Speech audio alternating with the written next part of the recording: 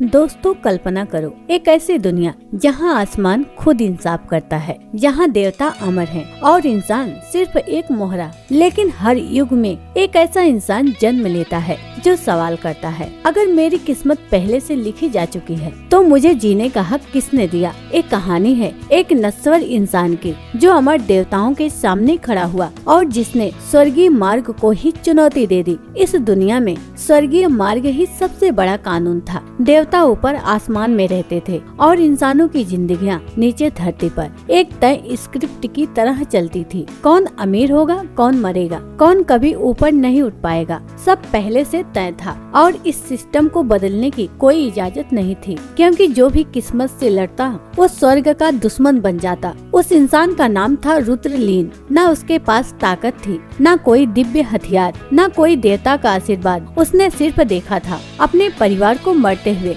अपने सपनों को टूटते हुए और खुद को हर बार बेबस होते हुए। एक दिन उसने आसमान की ओर देखा और कहा, अगर देवता इंसाफ नहीं करते तो मैं खुद अपना रास्ता बनाऊंगा। जब उसने स्वर्गीय मार्ग तोड़े तो आसमान कांप उठा, बिजली गिरी, धरती फटी और देवताओं की आवाज आई, एक नश्वर हमारे नियमों को चुनौती दे रहा है। उसे चेतावनी दी गई, रुक जाओ वरना नष्ट कर दिए जाओगे। लेकिन उसने पीछे मुड़कर नहीं देखा, क्योंकि जिस इंसान ने सब कुछ खो दिया हो उसे डराने के लिए कुछ बचता ही नहीं। तभी प्रकट हुआ एक अमर देवता जिसकी एक नजर पूरे राज्य को मिटा सकती थी। देवता बोला, तुम सिर्फ एक इंसान हो और मैं अमर हूँ। वो मुस्कुराया और जवाब दिया, शायद यही फर्क है, तुम कभी मरोगे नहीं, इसलिए कभी जियोगे भी नहीं। पहली बार किसी इंसान ने देवता की आंखों में डर देखा। जब टकराव हुआ तो ताकत से नहीं, इच्छा शक्ति से, हर चोट के साथ वो और खड़ा हुआ। हर हार के बाद उसका विश्वास और मजबूत हुआ